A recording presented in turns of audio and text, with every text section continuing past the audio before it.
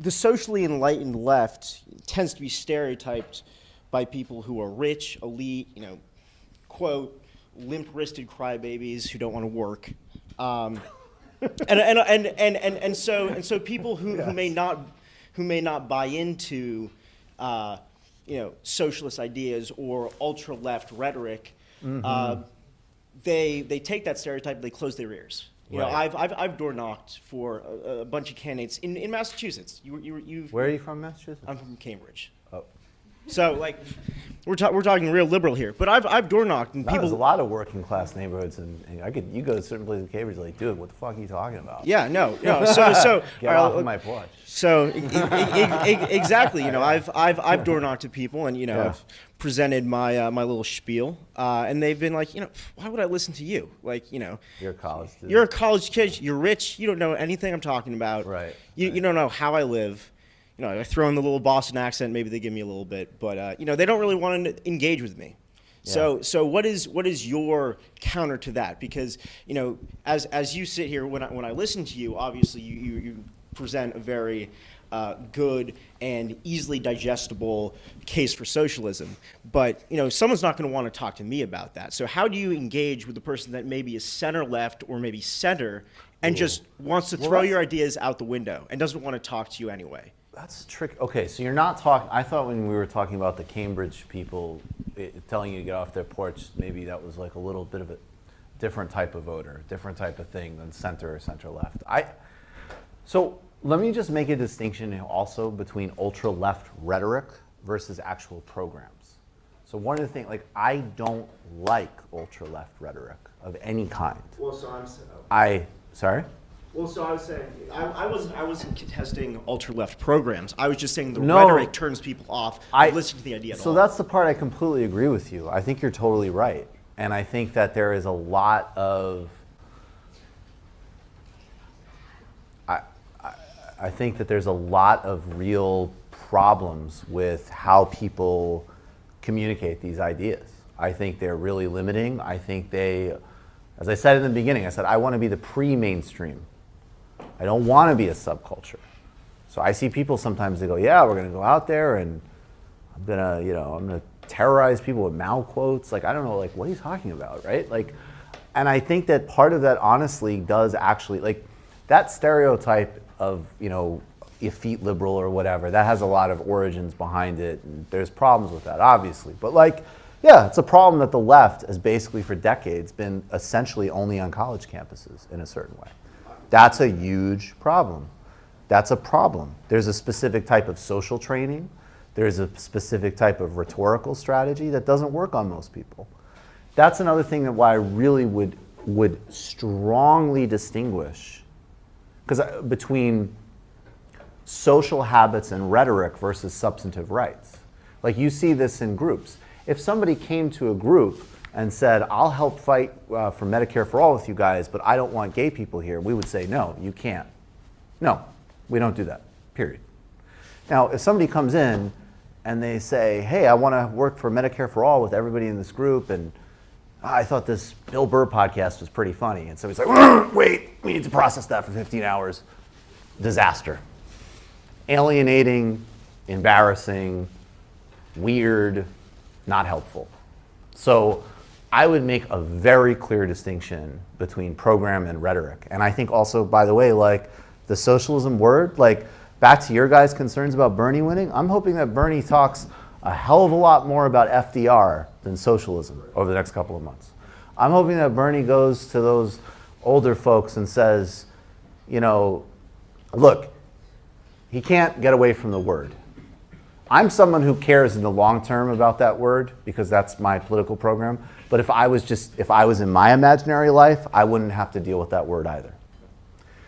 However, we will. And so if he says, it's pretty simple. I'm trying to finish the New Deal. FDR talked about the 4 freedoms. That's my package. I've done that anecdotally with older voters. They go, oh, well, FDR is good.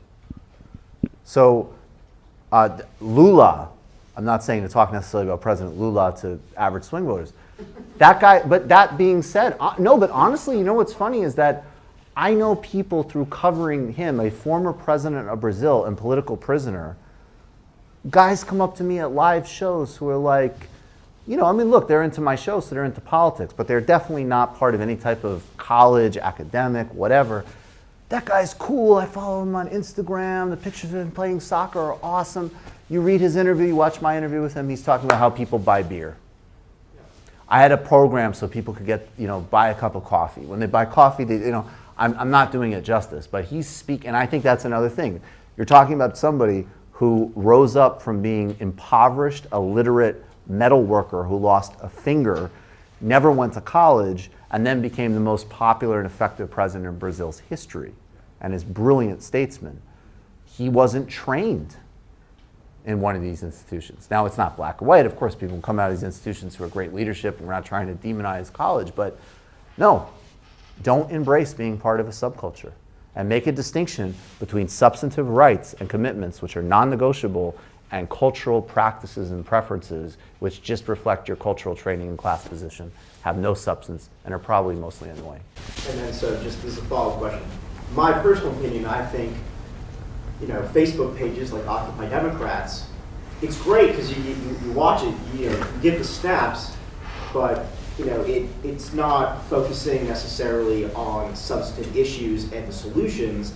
It's buying into that subculture narrative. Right. I think that that's harmful to the greater acceptance of these ideals. What is your thought? Well, I can't criticize, honestly, just because I don't read it, so I won't criticize a specific page. But I would just say again, to reflect what I said before, I'll just say it in a different way. Just be very aware of what you're doing. Like conservatives make all this hay about safe spaces, right? Safe spaces, safe spaces. First of all, they all want safe spaces, so who are we kidding? But you do have to distinguish. Look, everybody should have access to things called safe spaces in a very broad sense, in terms of very basic mutual levels of respect. And then you say, we're doing different things. Say, I don't know, you want to do a social club or a spiritual thing or whatever, or a sports thing that's around a specific interest. Maybe you have it at your apartment instead of a broader, public space. Then yeah, the rules of etiquette for that can be much tighter. You want to build a mass political organization to elect somebody president or push a major piece of legislation? Again, substantive rights, non-negotiable. You cannot control the way people speak about everything. You can't control the culture that they like. You can't control how they express themselves. You can't control how they move. You can't control what they think is funny. You can't control, even within other bounds, different opinions they may or may not have, and nor should you.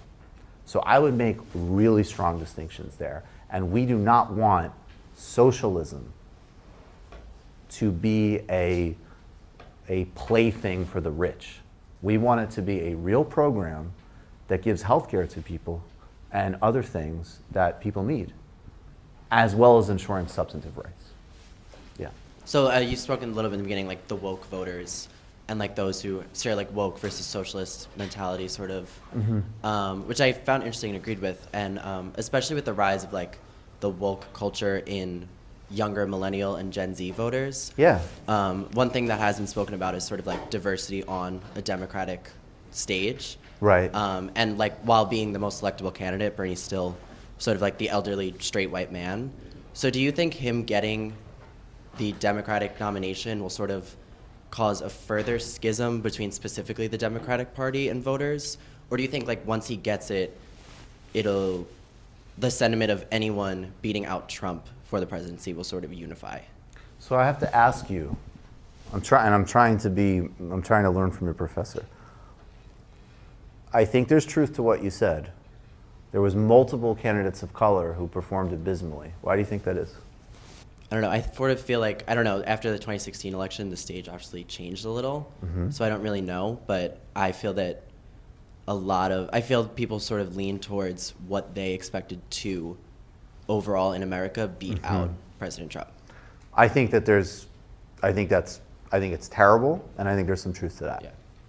And that is without a doubt, the ones they thought would. I think there's some truth to that. And a critique of wokeness and saying we need to understand these things in material and not moralistic terms is not a denial of those things. So let's be really clear about that.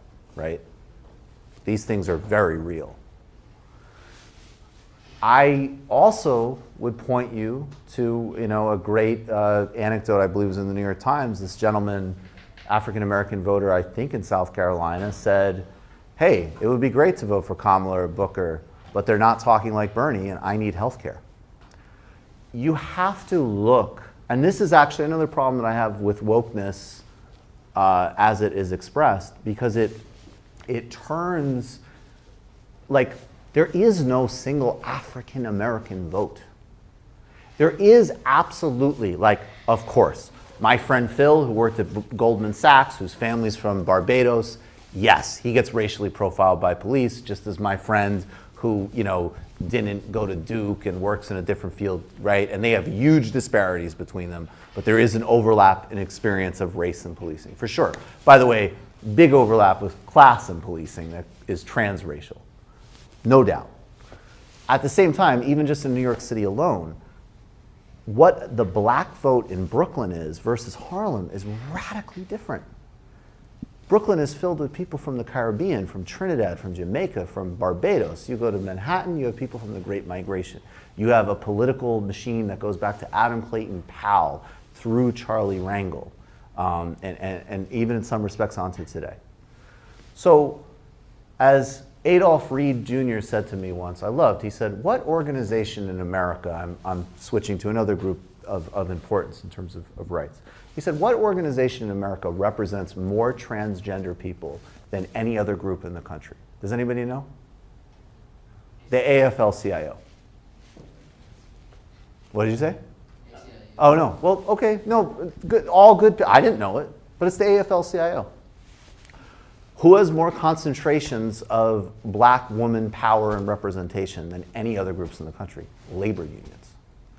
If you implemented Bernie Sanders' agenda, which is not, yes, it is a class-oriented material agenda, and good, we need that. That would still represent the greatest racial transfer of wealth in this country since Reconstruction, because we actually all know that these things are manifest, of course, along racial lines. That's another reason that this woke stuff is so disgusting. It teaches Mike Bloomberg to say, I recognize my privilege. Okay, great, awesome. Can I keep my money? It's bullshit. And I think that there are people in the media class who are totally, look, they're wealthy. Great, let's all sit around and check each other's privilege and come up with new discourses and new ways to terrorize people and control people. Let's have pogroms on each other because you said the wrong thing or you did a mistake. You gotta get rid of all of that shit. But if you actually want to solve these problems, of course there's an array of policy issues, and of course some of them are race and gender specific. But it's totally inseparable from economic actual power. And the way those discursive strategies are used is actually to obscure them just because it's a social etiquette. Like, hey, I'm Michael, I have white male privilege. Thank you, Michael. Okay, I'm gonna go. So what, look at everybody on that stage. My friend was joking, he said, look, Bernie is, it's like Cornel West said. He's like, look, Bernie's older, he doesn't know all the buzzwords, but he does have values. So we were joking, like, Bernie's the type of person who might just appoint like a cabinet that's 90% women, but forget to brag about it. So let's, I think what you raise is America. It's vitally important, but there's a much bigger, and that's where my critique is coming from. It's not coming from the highlighting of those issues. Anybody that literally critiques the highlighting of those issues is, somebody I have to write a book about or make fun of on my show.